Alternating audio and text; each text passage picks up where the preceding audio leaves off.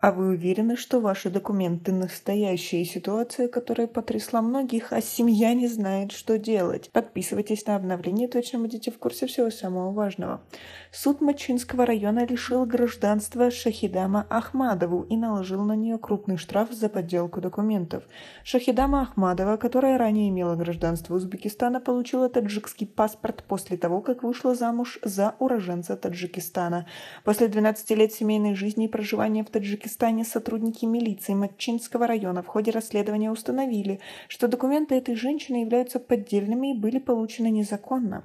Родственники Шахидама посчитали приговор суда несправедливым, заявив, что все было сделано в отместку. Шахидама Ахмадова — уроженка района Бука Ташкентской области Узбекистана, где в основном проживает таджикская диаспора. В 2009 году она вышла замуж в Матчинском районе Таджикистана за Султанбека Хакимова.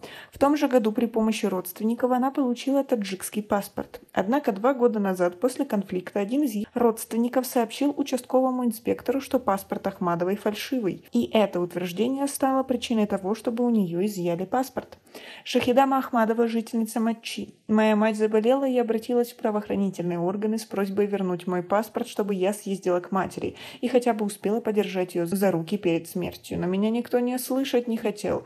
Моя мать умерла, и я не смогла поехать на ее похороны. Я снова стала просить вернуть мой паспорт, чтобы хотя бы съездить на могилу к матери. Каждую ночь я плачу, но меня никто не слышит. У Шахидама 3 детей. В соответствии с требованиями закона она трижды меняла внутренний паспорт гражданина Республики Таджикистан и получила на его основе загранпаспорт. По таджикскому паспорту она работала школьным библиотекарем и получила участок под сельхозработой.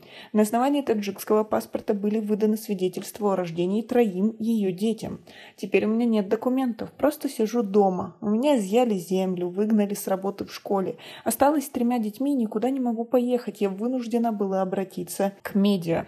В феврале этого года суд Мачинского района оштрафовал Шахидама на 23 360 саманис за подделку документов и конфисковал ее паспорт.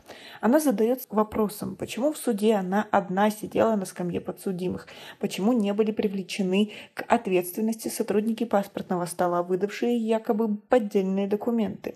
По ее словам, она принесла требуемые документы и не знала, что паспорт незаконный. Я сказала в суде, чтобы нашли того человека, который выдал мне паспорт. Кто выдал его, в каком году, все эти данные суд может легко установить. Ладно, вот так получилось со мной, но пусть найдут его, чтобы он не обманул других бедных людей. А мне отвечают, что я одна виновата, а он повелся на мой обман, говорит Шахидама. Султанбек Хакимов, муж Шахидама Ахмадовой, говорит, что дело его жены было рассмотрено поверхностно.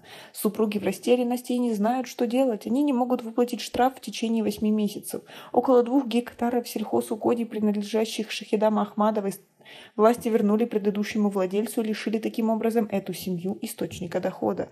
Султанбек Хакимов, муж Шахидама Ахмадовой, говорит: у нас 3 детей. Если сейчас моя жена поедет в Узбекистан, то ее там никто не пропишет. И если ей теперь не восстановят ее таджикский паспорт, то вся наша семейная жизнь пойдет под откос. Незаконное владение таджикскими паспортами гражданами других стран не новая проблема для Таджикистана. Раньше по такому обвинению в основном задерживали и наказывали в судебном порядке нескольких уроженцев Афганистана.